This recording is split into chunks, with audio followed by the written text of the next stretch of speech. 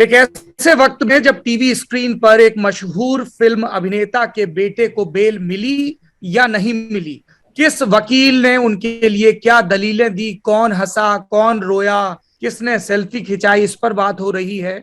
हमें लगा कि बात इस पर भी होनी चाहिए कि इस वक्त देश में कितने अंडर ट्रायल कैदी हैं, उनमें से कितने बरसों से जमानत का इंतजार कर रहे हैं, जबकि तमाम न्यायिक सुधारों वाली कमेटियों ने, तमाम न्यायाधीशों ने बार बार ये कहा कि बेल एक्सेप्शन नहीं होती है। इसलिए हमने सोचा कि विस्तार से बात हो बेल या जेल पर, एक ऐसे केस के बहाने जिसमें सब लोग किसी ना किसी तरह से दिलचस्पी दिखा रहे हैं। ये तो एक कहानी है। दूसरी कहानी है हिंदुस्तान की सरहदों की निगहबानी की। जब पिछले बरस चीन से हमारी झड़प हुई, तब अचानक से हमारी सेनाओं को जरूरत महसूस हुई कि कुछ ऐसे हमारे पास संसाधन हो, कुछ ऐसे उपकरण हो, कुछ ऐसे टोही विमान हो, कैमरे हो, तकनीकी हो कि हम दुश्मन को दूर से दूर तक देख सकें। और अब भारत उस रक्षा जरूरत को पूरा करने वाला है। तो कौन सी खरीद है जो लगभग फाइनल हो चुकी हैं, और इस पूरी खरीद की प्रक्रिया में क्या क्या हुआ, ये दूसरी कहानी है। तीसरी कहानी है रविंद्रपुरी बनाम रविंद्रपुरी की। दो दो व्यक्ति एक ही नाम के, पर दो अलग अलग व्यक्ति कैसे अखाड़ा परिषद के अपनी अपनी अखाड़ा परिषद के अध्यक्ष बन गए। नरेंद्र गिरी की मृत्यु के बाद क्या रस्साकशी चल रही है, कौन से मंत्री हैं जो अभी भी मध्यस्थता की कोशिश कर रहे हैं। और फिर बात है चौथी कहानी की, जो आयुर्वेद हमारी जिंदगी में अब किस तरह के बदलाव ला रहा है, कैसे लोगों का उसकी तरफ रुझान बढ़ रहा है, उसके बारे में है। एक कहानी और है जिसमें हमारे देश के सैनिकों को या सेंसिटिव प्रोजेक्ट से जुड़े लोगों को टारगेट किया जाता है। एक साधारण सी दिखने वाली फ्रेंड रिक्वेस्ट आती है, किसी नेहा, किसी अंजलि, किसी पूजा की बातचीत होती है, अंतरंगता बढ़ती है, और जब तक वो संभल पाते हैं तब तक पता चलता है कि वो एक जासूसी के, आईएसआई के द्वारा चलाए गए नेटवर्क के शिकार हो चुके हैं। ये नेटवर्क कैसे चलता है, कैसे जवानों को और दूसरे लोगों को ट्रैप करता है। आप सोच रहे होंगे कि नेता नगरी में आज ये सब क्या बातें हो रही हैं। ये लाइनअप नेता नगरी का नहीं है, ये इस हफ्ते आ रही इंडिया टुडे हिंदी मैगजीन का है। इस मैगजीन में आपको देश के तमाम मुद्दों पर विस्तार से आलेख मिलेंगे। अगर आप ये मैगजीन पढ़ना चाहते हैं तो अपने नजदीकी न्यूज स्टैंड पर जाएं और जरूर मांगें अपनी इंडिया टुडे हिंदी की कॉपी। और इस मैगजीन के बारे में, इस इशू के बारे में आपकी क्या राय है, हमें जरूर बताएं। आपको मैगजीन में ब्यौरे मिल जाएंगे। अगर आप ऑनलाइन पढ़ना चाहते हैं, मैगजीन को अभी पढ़ना चाहते हैं, तो आपको नेता नगरी के डिस्क्रिप्शन में सबसे ऊपर लिंक मिल जाएगा, जिस पर आप क्लिक करेंगे तो लेटेस्ट इशू को आप एक कम कीमत पर ही डाउनलोड कर सकते हैं। खासतौर पर जो विदेश में बैठे लोग हैं, जिन तक इंडिया टुडे हिंदी नहीं पहुंच पाती, उनके लिए भी ये सुविधा है। जो देश में बैठे लोग हैं और मोबाइल किस्म के लोग हैं, उनके लिए भी ये सुविधा है। इंडिया टुडे हिंदी मैगजीन के बारे में आपकी प्रतिक्रियाओं का बतौर संपादक के तौर पर मुझे इंतजार रहेगा। चलिए अब इस सूचना को यहीं पर विराम देकर बढ़ाते हैं उस कार्यक्रम को जिसका शीर्षक देखकर आप यहां तक आए हैं। बढ़ते हैं नेता नगरी के अगले सेगमेंट की तरफ, जिसका नाम है जवाबदेही। इसमें दर्शकों के सवाल होते हैं और वरिष्ठ पत्रकार निखिल जवाब देते हैं। पहला, इस बार जवाबदेही में बहुत सारा बैकलॉग है सौरभ। हमने पिछले कई नेता नगरी से हम प्रॉमिस करते आ रहे हैं कि हम सवाल लेंगे। लोग नाराज भी हो रहे थे, उन सबकी नाराजगी आज दूर करने की कोशिश होगी। पहला प्रश्न माफ कीजिए, आदिल का है। आदिल ने एड्रेस किया है आपको। वो कह रहे हैं, सौरभ जी, देश के प्रधानमंत्री नरेंद्र मोदी के राजनीतिक सफर को समझने के लिए कोई अच्छी किताब बताइए जिससे समझा जा सके कि एक रीजनल लीडर कैसे नेशनल लीडर बनता है। एक रीजनल लीडर कैसे नेशनल लीडर बनता है। एक रीजनल लीडर के नेशनल लीडर बनने का जो सबसे बड़ा उदाहरण हमारे सामने है वो नरेंद्र मोदी हैं। आपके पास एक ऐसा नैरेटिव होना चाहिए अपने राज्य का जो दूसरे राज्य के लोगों को अपील कर सके। जैसे गुजरात मॉडल, उसके प्लस माइनस जो है उस पर जूरी डिबेट करती रह गई, लेकिन वो लोगों को अपील किया। दूसरा, आपके पास वो भाषा होनी चाहिए जो इस देश की बहुसंख्यक आबादी को अपील करे, समझ में भी आए। और यहाँ पे कई बार दोहराया जा चुका है कि कामराज वाला प्रसंग की वो तमिल भाषा में निष्णात थे, हिंदी अंग्रेजी में नहीं थे, इसलिए वो सत्ता की दावेदारी से उस वक्त पीछे हट गए थे। तो नरेंद्र मोदी के मामले में ये प्लस रहा कि एक जम्मू कश्मीर से लेके और महाराष्ट्र तक ऐसा है कि हिंदी में बोल के आपका काम चल सकता है, जिसमें अब वो एक रस्मी हो गया, जैसे ममता बनर्जी गई, उन्होंने कोंकणी में 4 शब्द बोल दिए, वो उतना है। और फिर कुछ नेता होते हैं, पीवी नरसिम्हा राव या सुषमा स्वराज जैसे, जो फिर भाषा भी सीख लेते हैं। जैसे सुषमा जी ने कर्नाटक की पॉलिटिक्स में सक्रिय होने के बाद, बेलदारी चुनाव लड़ने के बाद बाकायदा वो भाषा सीखी थी। विदुषी महिला थी, संस्कृत की भी बहुत अच्छी जानकार थी। और नरसिम्हा राव साहब के बारे में तो कहा ही जाता है, कितनी ही भाषाएं, जिसमें कंप्यूटर की भाषाएं भी हैं, उसके विद्वान व्यक्ति थे। रामटेक से चुनाव लड़ते थे तो मराठी में भाषण दिया करते थे, और आंध्र में जब थे तो जाहिर सी बात है कि तेलुगु में बात किया करते थे। उड़ीसा में भी जाके चुनाव लड़ा उन्होंने, बहरामपुर की सीट से, इफ आई रिमेम्बर करेक्टली। तो पहली चीज है आपके पास वो नैरेटिव हो, दूसरी चीज है आपके पास भाषा हो, कनेक्ट करने की सलाहियत हो, और तीसरी चीज, एक तो आपने अपने राज्य का प्रोजेक्शन किया, दूसरा आपने भाषा की, तीसरी चीज वो क्या चीज है जो आप सब राज्यों को बताओगे कि मैं आऊंगा या आऊंगी तो ये कर दिखाऊंगी या कर दिखाऊंगा। ये 3 चीजें बहुत जरूरी हैं। और फिर वो ऑब्वियस चीजें तो है ही कि मोमेंटम जो पार में है, उसके खिलाफ एंटी इनकम्बेंसी कितनी है। पर राष्ट्रीय नेता बनने के लिए राष्ट्रीय विषयों पर आपकी सोच और जिस जमीन से आप आ रहे हैं वहां के कुछ दमदार उदाहरण होने जरूरी हैं। वो एक सौरभ से एक किताब के बारे में भी पूछ रहे थे, वो कह रहे थे कोई किताब सुझाव देंगे क्या आप उनको नरेंद्र मोदी के राजनीतिक सफर को समझने के लिए? नरेंद्र मोदी के राजनीतिक सफर पे जो भी किताबें लिखी गई हैं, वो मैंने जितनी भी किताबें पढ़ी, और मैंने कई किताबें पढ़ी हैं, मुझे अक्सर लगता है कि ये बात रिपोर्टिंग पर भी लागू होती है और पॉलिटिकल कैरेक्टर्स पर भी लागू होती है। कई लोगों को निष्कर्ष पहले से पता होते हैं, तयशुदा होते हैं, और वो उनके पक्ष में तथ्य जुटाने के लिए जमीन पर जाते हैं। किरदारों के बारे में भी मुझे लगता है कि एक किस्म के खुलेपन के साथ अप्रोच करना चाहिए। नरेंद्र मोदी के बारे में लोगों की बड़ी पोलराइज ओपिनियन रही है, जो उनके पक्ष में है, पक्ष में, विपक्ष में, विपक्ष में, और किताबों पर भी बाय एंड लार्ज उसकी झलक दिखी है। तो एंडी मरीनो जैसे कुछ एक अकाउंट हैं जो फिर भी थोड़े से, लेकिन दूसरा मसला फिर उसमें ये आ जाता है बड़े पॉलिटिकल बायोग्राफीज में कि अगर आपको एक्सेस नहीं मिलेगी तो बहुत सारी इंफॉर्मेशन नहीं मिलेगी, और अगर आपको एक्सेस मिलेगी किसी भी पॉलिटिशियन के बारे में तो फिर आपको ये ध्यान रखना पड़ेगा कि आप कैसे लिख रहे हो। तो ये मसले हैं।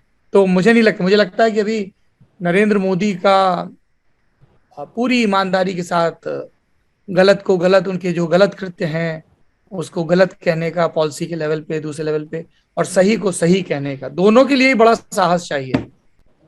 कुछ हैं जो सिर्फ गलत पे अटके हैं, कुछ हैं जो सिर्फ सही पे अटके हैं। वस्तुनिष्ठता का अभाव है। अगला सवाल इन्होंने पूछा है, अभिषेक कुमार नाम है, इन्होंने भी आपको एड्रेस किया। सौरभ जी, मैं आपकी पत्रकारिता का कायल हूँ, मैं आपसे जानना चाहता हूँ कि पत्रकारिता में आपके रोल मॉडल कौन है, और वो कौन से पत्रकार हैं जिन्हें देखकर और पढ़कर आपको लगा कि इस पेशे में आना चाहिए? पेशे में तो इसलिए आ गए क्योंकि नौकरी चाहिए थी, और लग रहा था कि यही वो नौकरी है जो हम कर सकते हैं। पढ़ने लिखने वाली नौकरी है, लोगों से मिलने जुलने वाली नौकरी है, और हमारा एक सपना है जो इस जन्म में तो पूरा नहीं हुआ कि हम इंट्रोवर्ट हों। तो बचपन से हम इंट्रोवर्ट थे नहीं, हमारे न्यूज़ रूम में मजाक भी चलते हैं। तो हम एक्सट्रोवर्ट थे, तो हमें लगा कि ये फील्ड शायद हमें सूट करे। बहुत सारे पत्रकार हैं। सबसे पहला नाम जो मुझे हमेशा ध्यान आता है वो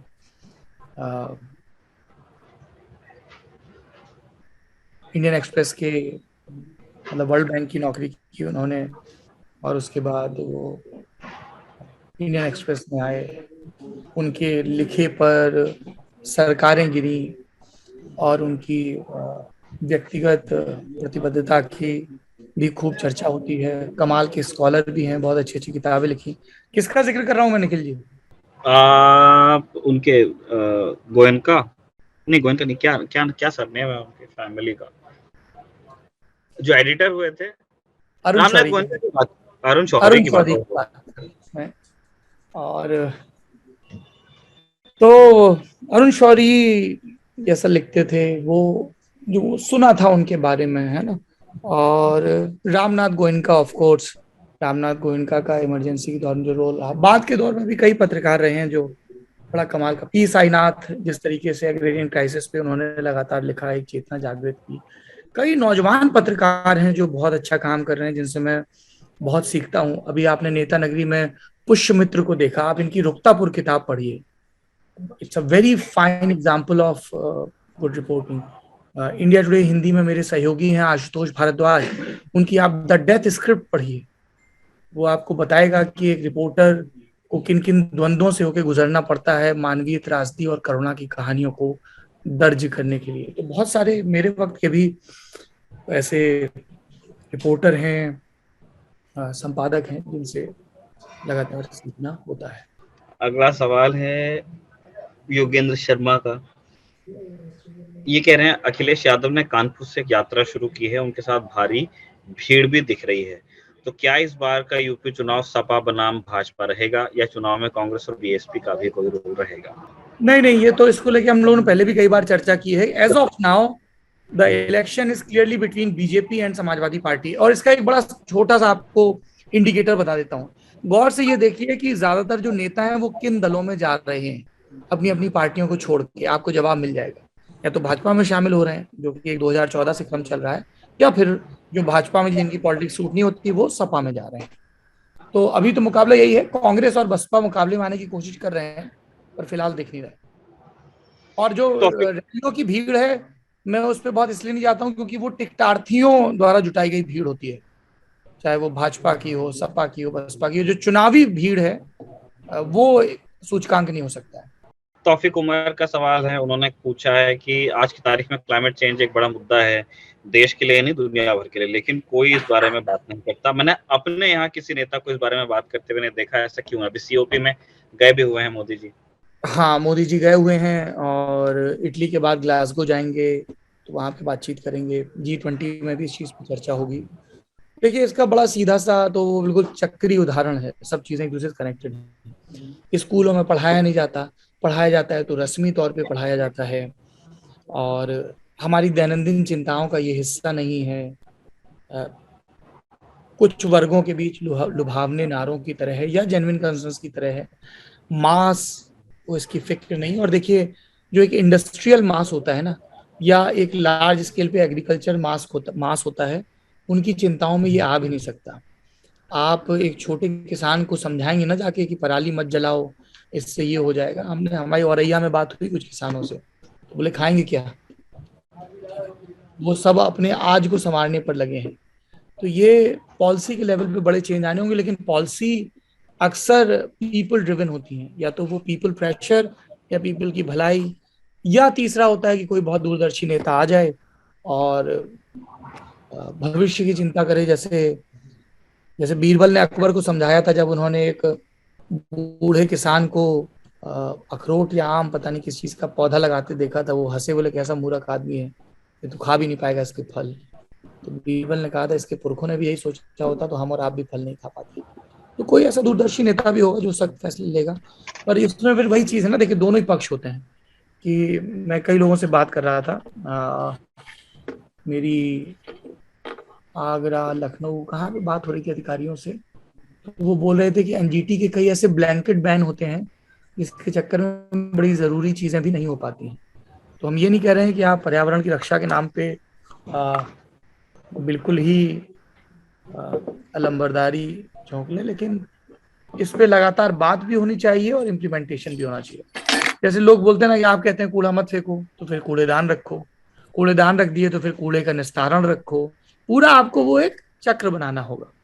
पुनीत कुमार सिंह ने पूछा है, पुनीत कुमार सिंह पूछते हैं, सर ये समझाइए कि हर जगह पंजाबी किसान ही प्रदर्शन क्यों कर रहे हैं, यूपी में भी पंजाबी किसान प्रदर्शन करते दिख रहे हैं, मुझे समझ नहीं आ रहा कि किसानों के मुद्दे पर केवल पंजाबी किसान ही क्यों प्रदर्शन करते दिख रहे हैं। दो तीन चीजें हैं कि सिर्फ पंजाबी किसान प्रदर्शन नहीं कर रहे हैं, हरियाणा और उत्तर प्रदेश के भी किसान प्रदर्शन कर रहे हैं। वो प्रदर्शन सब जगहों पे नहीं फैला है, उसकी दो तीन वजह हैं। सिर्फ वही किसान प्रदर्शन में आ सकते हैं जो वन पॉलिटिकली ऑर्गेनाइज्ड हो। उत्तर प्रदेश का किसान पॉलिटिकली ऑर्गेनाइज नहीं है एक एंटिटी के तौर पे। आपको यहाँ पे बहुत बड़ी बड़ी किसान यूनियन नहीं दिखेंगी जिनकी पहुंच हो। आपको मीडिया में दिख जाएंगे बहुत सारे चेहरे, पर मतलब जो बड़े किसान नेता हैं वो भी 75 जिलों के 10-10 बड़े किसानों के नाम शायद ना बता पाए, है ना। तो सबकी अपनी अपनी पॉकेट्स हैं। तो एक तो ऑर्गेनाइज नहीं है यूपी के, बिहार के, एमपी के किसान एक किसान आइडेंटिटी के इर्द गिर्द, पहली वजह ये है। दूसरी चीज, लगातार प्रदर्शन में सक्रिय रहने के लिए आपको एक सोशल थ्रस्ट की भी जरूरत पड़ती है। पंजाब और हरियाणा में जिस तरीके से कलेक्शन होता है कि हमारे भाई वहां बैठे हैं, तो वैसा आपको नहीं दिखेगा बाकी जगहों पे। और तीसरा, जो एक इम्पॉर्टेंट चीज है कि पंजाब और हरियाणा में एमएसपी, सरकारी खरीद, इसका एक बड़ा तंत्र है, बाकी राज्यों में नहीं है। तो उन्हें कोई वो डायरेक्ट चोट भी नहीं लग रही है। और पॉलिटिकल मोबिलाइजेशन तो एक वजह है ही। तो ये सब वजह हैं। बाकी किसान कहीं कहीं प्रदर्शन कर रहे हैं। क्या इसका मतलब ये निकाला जाए कि किसान देश में सब जगह खुश है? My answer is no. I have travelled, मैंने 25, 30, 35, 36 जिले किए हैं। किसान खुश नहीं है। किसान किसान महंगाई की मार झेल रहे हैं। बुआई महंगी, बखराई महंगी, डीजल महंगा, खाद महंगी, ठीक है। और अभी भी उनकी कई चीजें हैं वो बाजार के सबके भरोसे हैं, लेकिन वो किसान है। मुझसे कि किसान ने ही कहा था, हमने उनसे पूछा कि जब ये साल दर साल ये दिक्कत है, तो बोले बाबू उस आस में जीते रहते हैं उसकी, शायद अब की बरस फसल अच्छी हो जाए। जैसे आगरा बेल्ट के किसानों को पिछले साल आलू का अच्छा दाम मिला था और जम के ट्रैक्टर खरीदे गए थे, पर इस साल फिर नहीं मिला। इस साल वो बीज का पैसा निकला है बहुत है। तो किसानों में आ, एक रोष है बढ़ती महंगाई को लेके। और एक जो महत्वपूर्ण चीज है, जो अगेन मुझे एक बड़े प्रशासनिक अधिकारी ने कही, जाहिर सी बात है मैं उनका नाम नहीं ले सकता, कि बात इस पे होनी चाहिए भाई साहब, इस पे ये मत बोलिए कि अनाज क्यों महंगा है, सरसों का तेल क्यों महंगा है। ये सब महंगा होना चाहिए, उनका उन्होंने जो बोला, बोले ये महंगा हो और किसानों को इसका भरपूर दाम मिले। जब किसानों को भरपूर दाम मिलेगा तो वो मजदूरों को ज्यादा मजदूरी देगा। तो इस चक्र को उलटिए। ये मिडिल क्लास और अपर क्लास वाला जो है ना, अरे साहब ये महंगा हो गया, ये महंगा हो गया, गेहूं इतना हो गया, बोले आप दाम निकाल के देख लीजिए। आज से 30 साल पहले का गेहूं का रेट, आज से 30 साल पहले का सोने का रेट। ये मिडिल क्लास ही है ना जो सोना खरीदता है, निवेश करता है। आप देखिए किसमें कितनी वृद्धि हुई, गेहूं के दाम में और सोने के दाम में। तो खाद्यान्नों का दाम तो अभी भी नहीं बढ़ा है। और उन्होंने कहा पर होता क्या है कि उसको सीधे हम सिर्फ गरीबों से जोड़ देते हैं। बोले गरीबों को तो वैसे ही खाद्य सुरक्षा मिली हुई है। तो ये भी मुझे एक दिलचस्प थ्योरी लगी कि भाई आप एक तरफ चाह रहे हैं किसान समृद्ध भी हो, दूसरी तरफ आप चाह रहे हैं कि खाद्यान्न महंगे भी ना हो, तो कैसे वो मैचअप होगा। अगला प्रश्न है भगीरथ गर्ग का, इन्होंने भी आपको एड्रेस करके सवाल पूछा है। सौरभ भाई, गांधी जी के ब्रह्मचर्य के प्रयोग पर कोई अच्छी किताब बताइए और इस विषय पर ललन टॉप पर एक चर्चा भी करवाइए। अगर मुझे ठीक याद आ रहा है तो दया शंकर शुक्ल ने गांधी जी के ब्रह्मचर्य के प्रयोगों पर एक किताब लिखी थी। मैं गूगल ही कर लेता हूँ। दया शंकर शुक्ल, महात्मा गांधी ब्रह्मचर्य के प्रयोग, दया शंकर शुक्ल सागर। इन दिनों वो अमर उजाला में संपादक हैं। तो ये किताब मुझे ध्यान है, जब मैं नवभारत टाइम्स में काम किया करता था तब मैंने पढ़ी थी। तो ब्रह्मचर्य के प्रयोगों पर तो मैं क्या ही सलाह दूं, मैंने कोई इस तरह के प्रयोग नहीं किए हैं ब्रह्मचर्य को लेके। और ये बड़ा बड़ा जटिल विषय है, बड़ा गूढ़ विषय है। इस पे बहुत ही काला सफेद जवाब नहीं हो सकता, पर किताबें बहुत लिखी गई हैं। मुझे ध्यान है कि मैं एसेटिक गेम्स एक बुक पढ़ रहा था, और एसेटिक गेम्स में ही शायद विस्तार से वो वर्णन था कि एसेटिक गेम्स, हाँ हाँ, ये एसेटिक गेम धीरेन्द्र के झा की किताब है। इसमें वर्णन था कि कैसे नागा साधुओं को तैयार किया जाता है, क्योंकि इंद्रिय निग्रह उसमें भी एक महत्वपूर्ण वो है। और भी कई धर्मों में इस चीज के पूरे एक रिचुअल और कैसे वो चीज को इंश्योर करते हैं, उस पर बहुत बात है इंद्रियों के निग्रह पे। और फिर अभी देखिए श्रीलाल शुक्ल जी की पुण्यतिथि थी या जन्मतिथि थी, मैं कंफ्यूज हो रहा हूँ। श्रीलाल शुक्ल, तो उनकी किताब में जो उनकी सबसे कल्ट बुक है राग दरबारी, उसमें भी एक जी, उनका जन्म हुआ था 28, सॉरी, उनकी मृत्यु हुई थी, माफ करिए, 28 अक्टूबर को। जन्म तो 31 दिसंबर का है। तो उसमें भी बड़ा जिक्र है रुपन बाबू को, जो समझाइश होती है कि 40 दिन वीर की रक्षा करने से एक बूंद खून बनता है, आदि इत्यादि। तो इस तरह के बहुत दिलचस्प प्रसंग हैं जो हमारे यहाँ होते रहते हैं। बाकी तो आप सड़कों पर जाएंगे, रेल से जाएंगे, तो इश्तिहार आपको किनारे दिखेंगे ही, तमाम कमजोरियों को दूर करने वाले। तो विमर्श तो चलता ही रहता है ये सब।